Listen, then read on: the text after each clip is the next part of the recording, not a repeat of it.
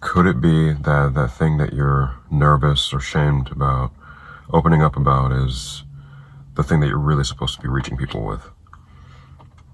You've been so fearful about what people will think or what people are going to say, the people around you, the people that you know. When you talk about that one thing that you yourself have decided that it's not important to open up about or talk about, could it be that that same thing is purposed to be your reasoning behind reaching a certain population of people? And there's so much more that you could be doing if you just open your mind to the possibility that this test that I've walked through is now supposed to become a testimony that will lift somebody else up or change the surroundings of somebody else's life. I want to talk to you about that. I want to talk to you about why it's so important to understand that everything that we walk through is supposed to be for the benefit of not just ourselves, but others around us. And that that voice that you've been listening to in the back of your head that's telling you that you're not important or the thing that you've walked through isn't meaningful is not the voice you should be listening to. That's not the voice of success. That's the voice that's keeping you from being the person that God's calling you to be. So, I want to tell you a story. So, if you don't know me already, I've walked through a lot of health issues, nothing extremely serious. The most serious thing was a lung collapse. Well, technically a birth defect. But the most serious thing in my, adult life has been a lung collapse. And that happened about 4 years ago, a little over 4 years ago. I was working out outside, and at the end of the workout, I just started to get a bit winded, more than usual, but I thought, okay, it's just because of the workout. I was doing high intensity stuff. I was sprinting. I was on FSU campus, and I was sprinting back and forth. I was doing a lot of pull-ups and that kind of stuff. Cool. Long story short, I'd never really caught my breath, and so I thought my asthma was acting up because I had my asthma. Trying not to claim it. The asthma that I've been dealing with, I thought that was it. And so I decided to use my inhaler. Nothing changed, so that put up a yellow flag in my head.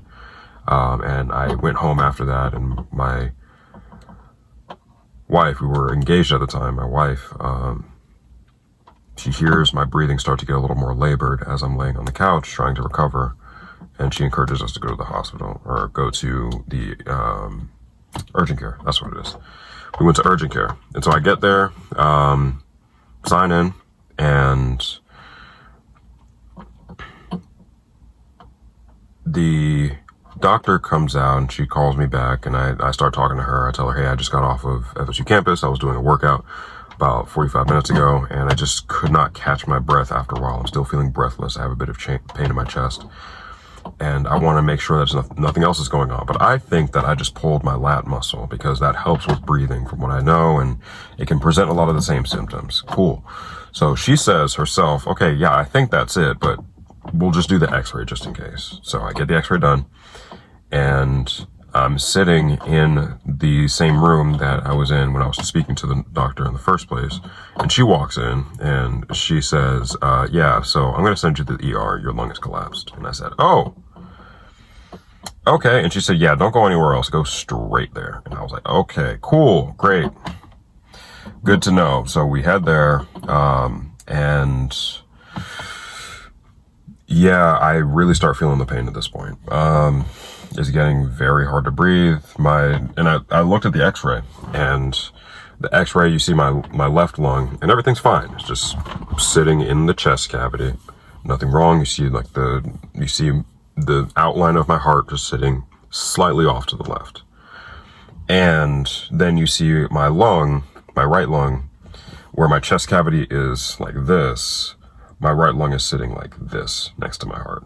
And there's all this black space around it, which means that that's air. All of that is air just sitting around my lung, and it's essentially preventing it from expanding because there's no way for it to get out. It can't exit my chest cavity through the lung, because now the lung is essentially like the hole, wherever the hole was in the lung is now essentially closed up. Cool.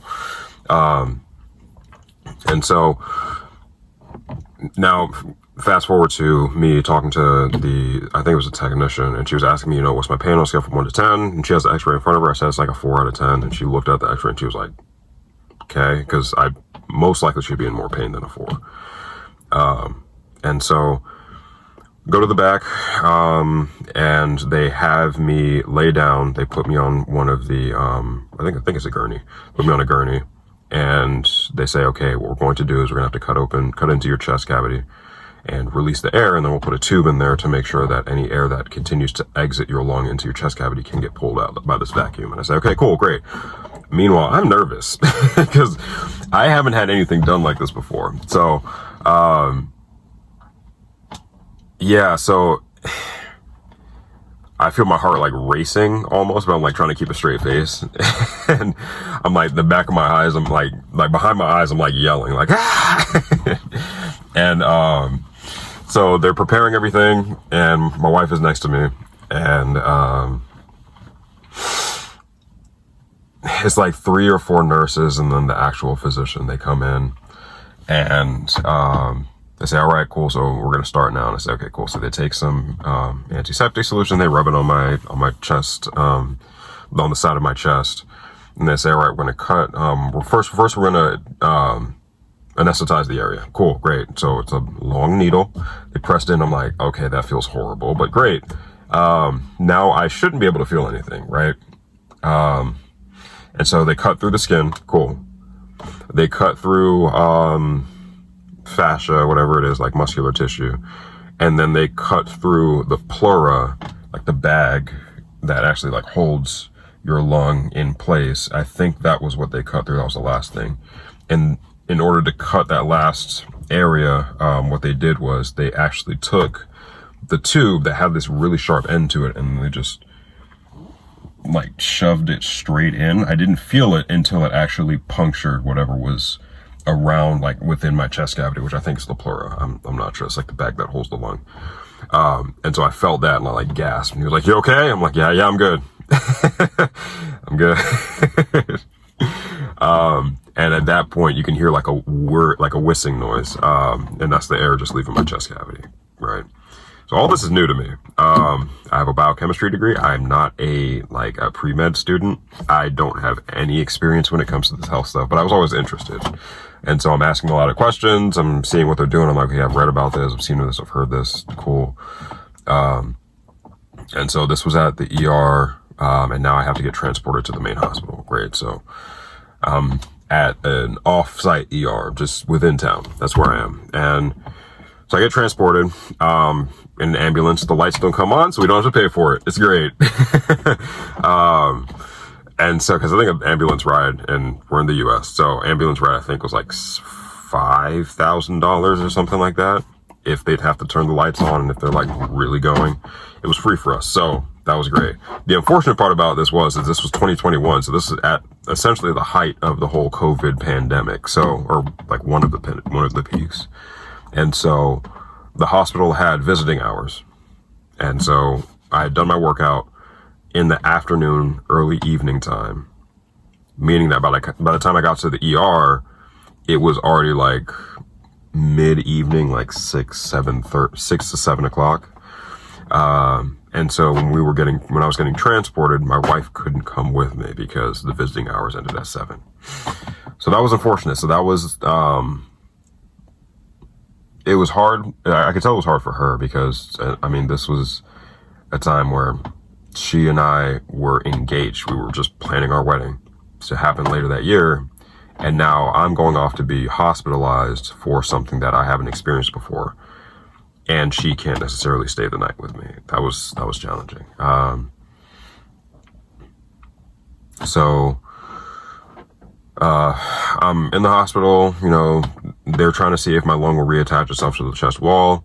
They waited a few days. I think it was 3 days that they waited to see, and check how much bleeding I had. I didn't have a lot of bleeding, which was good, but it was just like, it just wasn't attaching. So the thoracic surgeon came in and said, hey, so I have an idea what's going on. So what we're going to have to do is, we're going to have to do a surgical procedure. I'm 99% sure your lung has multiple holes in it, and we're going to have to cut off those pieces of your lung that have holes in it. And I said, okay, cool, great. We're gonna have to like cauterize the area, and then your lung will essentially have like a new ending boundary to it. It's called a resection. So I had a lung resection done. So they planned the surgery. I think the surgery was Friday, or it was going to be Friday. And again, I'm nervous. The most I had done before was like, hey, I have like a slightly torn MCL. That's the most of an injury I've had. I've never like broken a bone. I've never had like major surgery before. I've had a tooth removed. That was literally it. So now I'm going to have a major surgery on one of the vital organs that I have. So this is a bit of a shock to me because literally, 2 days ago, I was working out and I was perfectly fine. I was in like the best shape of my life at that point. So now, at this point, the surgery is the next day and I'm like, man, okay, I gotta just calm down. Okay. Surgery's gonna be fine. It's gonna be great. They're telling me I can't eat. Okay. So I gotta go like, 18 to 24 hours without eating. I'm just drinking water. I'm just trying to stay hydrated as much as possible. And boom comes the surgery day. So, they have me transported because at this point I'm like sitting in a bed. It's really hard to move because of the amount of like just discomfort that I'm having because it's like internal pain. So it's just really hard to move. And I have this one contraption that is connected to my chest that has the tube in it. And then I'm like tethered to the wall. So, if you guys watched Beauty and the Beast, Beauty and the Beast, I think it was like the Christmas special or something like that with, what's his name? Forte, the big organ. It was like, I'm mounted to the wall. Like that's how I felt. So yeah, I just couldn't move a lot because of all the pain. So they didn't like let me walk down. I could have, if I remember correctly, I could have. I just could not really bear the walking pain. And so they transported me in the gurney downstairs, to the, floor where they do like the major thoracic surgeries. And so, get down there and I'm sitting there for a little bit. I'm waiting on my wife. My wife, comes in, a little bit afterwards, I believe, or she was with me. I can't remember if she was with me, but, anyway, she's there now. If she wasn't there before, she's there now and we're talking. And then, the anesthesiologist comes in, she introduces herself and we're talking and she's giving me an idea of what's going on. And, she's like, okay, so we're going to use propofol and then another drug. I can't remember, but it's like a combination, anesthetic. And she says like all the stuff that's going to happen. You're going to be intubated, because once we do this, you won't be able to breathe on your own. So we're going to monitor your breathing. We're going to monitor your heart rate. Everything is going to be well controlled to make sure that you're fine while we're doing this. Okay, cool. I trust y'all, even though I just met y'all. I trust y'all. I kind of have to at this point because I can't go anywhere unless they want to just like take out my lung. It's not going to reattach. So it's either I stay here for the rest of my life or just trust them and do it.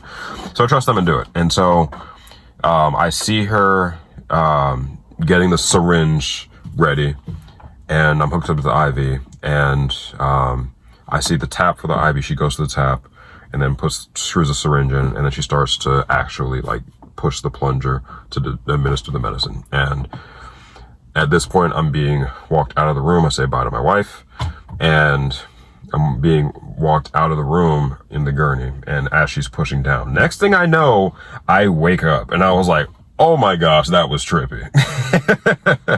Because I remember talking to her, and then it's like just a black screen.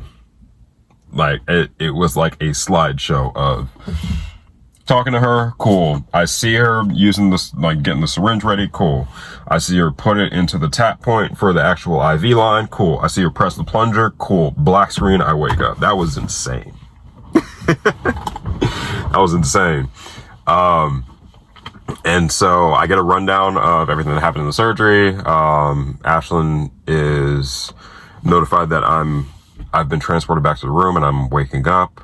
And so she meets me back there, and, my physician, Dr. Murrah, I think Patrick is his name, Patrick Murrah. He, calls Ashlyn in the middle of, because this was at the time around finals for her master's program. He calls her and says, hey, Stephen's surgery went it was impeccable. Everything went well. There were no hiccups, no problems, nothing's wrong. Everything should be good now. I'll send you a picture of his actual chest cavity. She was like, I don't want to see that. And then he sends it. And she's like, oh, okay. That's more of my husband than I've ever wanted to see. It's a picture of my lung with like a cauterizing clamp. I can't remember what it's called, but it's like the thing that actually cuts and then creates a new seal because it's burning the area. And so it's like stapling it closed, just stapling my lung closed. So you see like the parts of my lung that have like these weird bumps on it, and those are the holes in the lung. So those are called blebs, if I remember correctly. So you see the blebs, and you see the part that's getting cut off, and you see like my ribs from the inside, and you see like the fascia that's like connecting all the muscles. It's kind of crazy to see. It's like an out of body experience, but it technically actually is. It was pretty cool, but it's like kind of weird. I was like, y'all got any more pictures? Because I would love to see like how my heart looks and that kind of stuff. But anyway, so hopefully not next time. I was about to say maybe next time. No, we're not doing this again.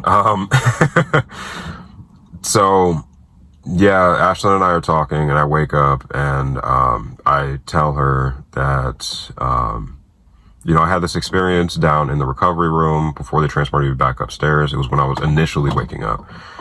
And my heart rate was going very high. It was in like the yellow. I was like 170, 180 beats per minute. It's just a response to the actual waking up from anesthetics. And they were trying to get my heart rate down. It just wasn't working. And so they gave me like beta blockers. And I like understood everything that they were saying because of like the pharmaceuticals background that I have. And so that shook me up a little bit. I won't lie, that shook me up because it was like, this entire experience shook me up, just to sum up everything, because I realized how little control I had over my entire body.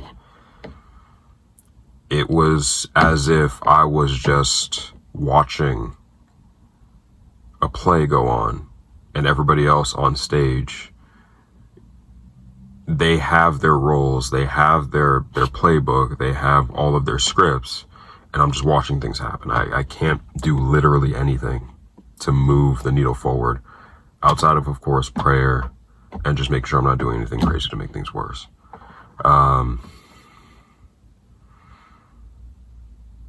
so fast forward 4 years, now here we are, and I've been slowly, it took a long time to get here, but I've been in a place now where physically I feel the greatest I've ever felt. Even considering the lung collapse, even considering the lung surgery, even considering TSW, which I want to talk about in another video. And I have, right now I'm a personal trainer at Crunch Fitness. And I have clients who are walking through some of the most extensive health challenges I've ever heard myself. And I realize now that while I haven't walked through some of the stuff that they've walked through, like I have a client who's coming back from literally dying in the hospital. He lost more than half of his leg because of diabetes. And he had congestive heart failure from the pericardium just holding on to so much liquid after his surgery that it just would not allow for his heart to beat. And so I think it's called tamponade, cardiac tamponade or something like that, where the beating of your heart is dampened so much that it just can't beat almost at all effectively. And so he died in the hospital, literally died. They could not revive him for I think like 3 or 4 minutes. And so they finally got him back and were able to resuscitate him. But, he couldn't use his left side for, I don't know, maybe 2 months or something like that because of the nerve damage that he had. And so I'm walking with him through this. I have another client who's also working with congestive heart failure, but this one is more of a like cardiac disease congestive heart failure, not like a response to surgery. And I'm talking to them and I'm like, man, if I didn't walk through what I walked through when it came to the lung collapse, I don't have congestive heart failure. I don't. Thank God. I thank him every day for that. But I also thank him that he gave me the mindset to look at the experiences that I've had and say, I can use this to help somebody. I can. It's really just a matter of how I frame it in my head. And so I'm talking to my client who's walking through congestive heart failure right now, and she's coming back. Her ejection volume was like 20 something or 30 something percent, meaning that the heart was only pumping at maybe 20 to 30% capacity, pumping blood out to the rest of the body.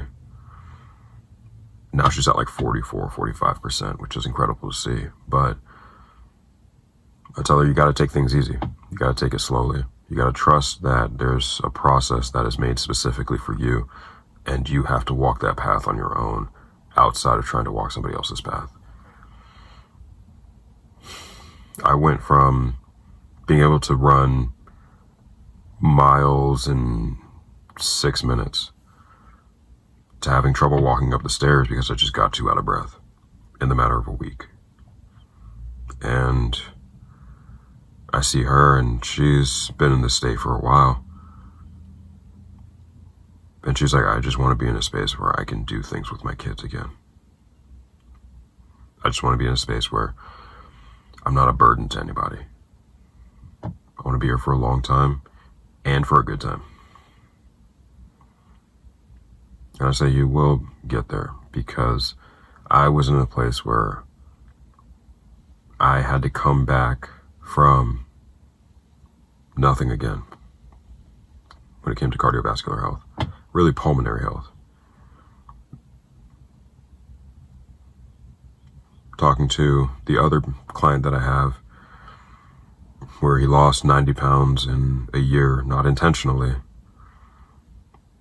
Lost his leg, lost his family members, nearly died, actually died. And he is just trying to walk again, because he can't walk right now. He's wheelchair bound. He doesn't have the strength in his legs yet. He says, I just want to know why God allowed for these things to happen to me, because I'll take what anybody else has over what I've went through.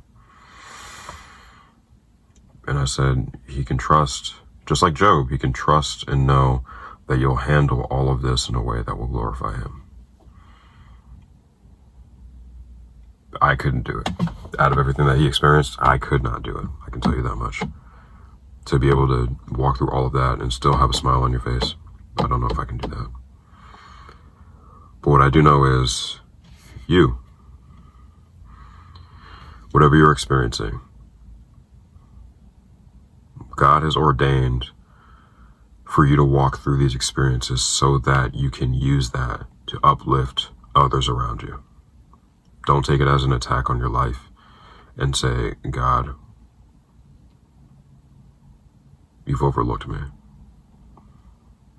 Don't take these experiences and say, God is not real. Take them and say that God knows that there's pain and suffering in the world, and he knows that you'll be one to help uplift the others that are going through similar things that you've walked through. Framing that mindset that way is hard. It takes a lot of work. But I believe in you.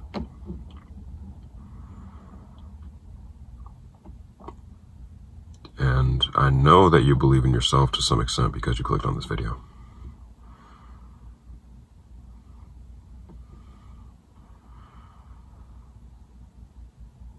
So think about using whatever it is that you have in your hand as an opportunity to save somebody. Because me going through TSW, and like I said, I want to talk about that in a different video, why I have not been open as much as I could have about walking through some of the most debilitating days in my life over the course of a year and a half of my life. Why I haven't opened up about that. Take whatever you have in your hand and steward it effectively, as if it was money, as if it was financial provision, as if it was food, as if it was your car. You take your experiences and you use those to help the other people around you. And know that you're not alone in anything that you've experienced. There's nothing new under the sun, just like Solomon said. Everything is a rehash or a revision of something that's happened before. And there's something out there that can help you, and there's somebody out there that you can help yourself.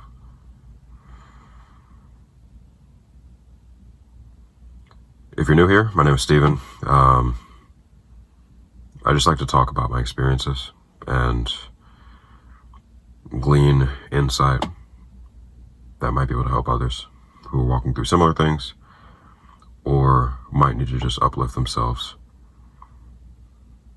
If this is something that you like to hear, subscribe. We're going to continue to go deep. And follow me on Instagram.